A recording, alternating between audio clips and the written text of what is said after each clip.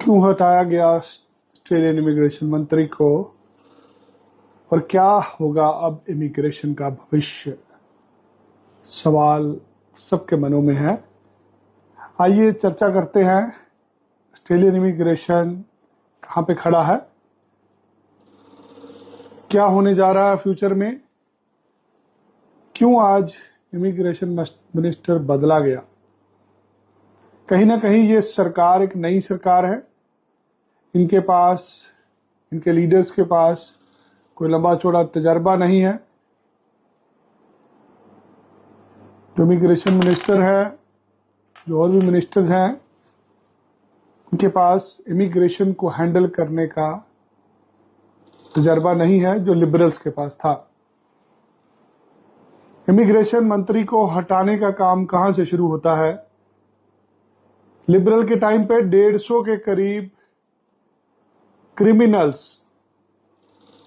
जिनको जेलों में बंद किया गया था, जिनको हुक्म था कि इनको इनके देशों में वापस भेजा जाए, जो क्रिमिनल चार्ज थे जिन लोगों के ऊपर, लेबर गवर्नमेंट ने आते ही उनके लिए रिफॉर्म्स खोल दिए, उनके लिए एएटी खोल दिया, उनके लिए और भी अपीलों के प्रावधान खोल दिए गए। हुआ क्या, वो 150 लोग जेलों से छूट के बाहर आ गए। ये वो 150 लोग थे जो क्राइम किया हुआ था, जिन्होंने, जो क्रिमिनल थे, जो जेलों में अपनी सजा भुगत रहे थे। ऐसे लोगों को खुला छोड़ दिया गया, उनको अपील करने के, केस लड़ने के बहुत सारे हक दे दिए गए। हुआ क्या, वो लोग केस जीत गए, कोई छूट गया। फाइनली क्रिमिनल्स छूट के बाहर आ गए। जब पार्लियामेंट में एक जर्नलिस्ट द्वारा सवाल पूछा गया कि क्रिमिनल को क्यों छोड़ा गया, तो मिनिस्टर साहब का जो बयान था बेतुका था। हवा में तीर मारने की कोशिश करी, पकड़े गए तो माफी मांगी। सरकार की इमेज सबके सामने है। इमिग्रेशन इंडस्ट्री खत्म होने के कगार पे है। हर एक कॉलेज, यूनिवर्सिटी को धमकियां मिल रही है, हम कॉलेज बंद कर देंगे, सवेरे कर देंगे, शाम को कर देंगे। यदि किसी बच्चे ने गलत कागज लगाया फाइल के अंदर, तो उसका खामियाजा एक एजुकेशन प्रोवाइडर को भुगतना पड़ता है। हमने यदि बच्चा भेजा और बच्चे ने वहां जाके पढ़ाई छोड़ दी, तो उसके लिए भी एजेंट जिम्मेदार है, कॉलेज जिम्मेदार है, बच्चा जिम्मेदार नहीं है।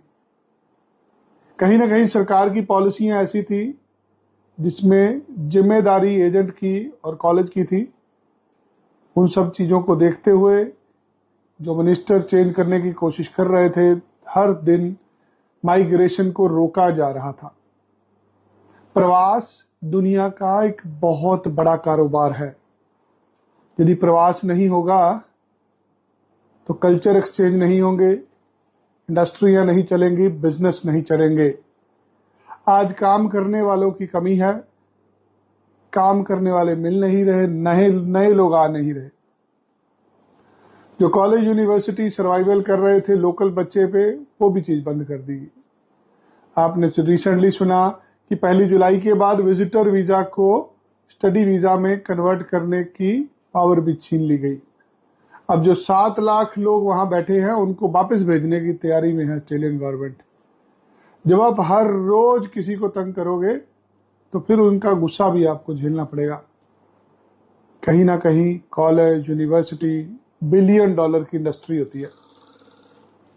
दुनिया की सबसे बड़ी इंडस्ट्री है ऑस्ट्रेलिया के लिए एजुकेशन इंडस्ट्री, जहां पर 30 बिलियन डॉलर से ज्यादा पैसे सिर्फ एजुकेशन फीस के रूप में आते हैं।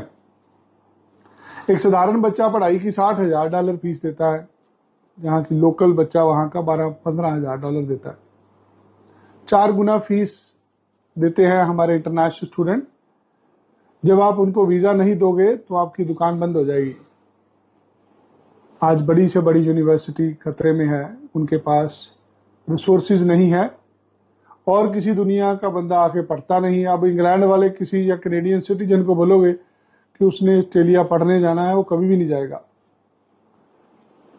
जो हमारे मुल्कों से लोग जाते हैं उनको रोका जा रहा कि आप तो पीआर ले लेते हो। ऐसी बहुत सारी और परेशानियां थी जिस वजह से फाइनली आज इमिग्रेशन मिनिस्टर को चेंज कर दिया गया। आप समझदार हैं, जब भी कोई बदलाव किए जाते हैं किसी रीजन के लिए किए जाते हैं। सरकार इसका जवाब कुछ और दे रही है। अगले साल इलेक्शन डिक्लेयर हो रहा है। अगर ऑस्ट्रेलिया में इलेक्शन होता है तो सरकार जवाबदेही है, तो सरकार इलेक्शन की तैयारी के चक्कर में अपनी रिफॉर्म्स कर रही है। इमिग्रेशन मिनिस्टर को शफल कर दिया गया। आने वाले दिनों में और भी बहुत कुछ देखने को मिल सकता है। सवाल बच्चों का सुबह क्या सर अब वीजे लगेंगे? देखिए, वीजा ऑलरेडी जितना टाइट करना चाहती थी गवर्नमेंट कर चुकी है। आज वीजा है ही अच्छे बच्चे के लिए। जिसके पास खुद के फंड हैं उसी की फाइल लग रही है। जिसकी पढ़ाई में गैप नहीं है उसी को वीजा मिल रहा है। ये नहीं है कि पूरे भारत की सारी जनसंख्या ऑस्ट्रेलिया ले जाएगा। हर साल जितने बच्चे चाहिए 10, 20, 50 हजार ज्यादा चले जाएंगे। अगर आप जाना चाहते हैं तो आपको अप्लाई करना पड़ेगा। आप सितंबर इनटेक के लिए अप्लाई करिए। खुद के फंड शो करना, किसी एजेंट के चक्कर में मत पड़ना। यदि आपके पास खुद के 25 से 30 लाख रुपए हैं, आप जीटी फुलफिल कर पाओगे। इमिग्रेशन के नियमों में बदलाव हुआ है। आने वाले समय में रिजल्ट बेहतर मिलेंगे। यदि आप भी ऑस्ट्रेलिया जाना चाहते थे, रुकी हुई थी फाइल आपकी जीटी नहीं क्लियर हो रही थी, अगले 2-4 दिन में आपको रिजल्ट नजर आ जाएगा। हर दुकान पे, जहां पर आज कनाडा हो रही है, हर दुकान पे अगले 4-5 दिन में ऑस्ट्रेलिया होना शुरू हो जाएगा। आपको समझना है आपके लिए बेहतर क्या है। ना तो कनाडा बुरा है, ना ऑस्ट्रेलिया बुरा है, ना भारत बुरा है। हर आदमी अपनी जरूरत के हिसाब से जाता है। किसी का भारत में ही कनाडा है, कोई कनाडा जाके भी भूखा मर रहा है। तो यदि तो आपको कुछ काम धंधा आता है तो जरूर बाहर जाइए। यदि आपके माँ बाप के पास बहुत ज़्यादा पैसे हैं, आप खर्चना चाहते हैं, जरूर बाहर जाइए। अगर वहाँ जाके मजदूरी करके पैसा कमाना चाहते हैं, वो बहुत मुश्किल हो चुका है। जब तक आपके पास कोई हुनर नहीं होगा आप कामयाब नहीं हो पाएंगे। हम ऑस्ट्रेलिया में पढ़ाई के लिए भेजते हैं।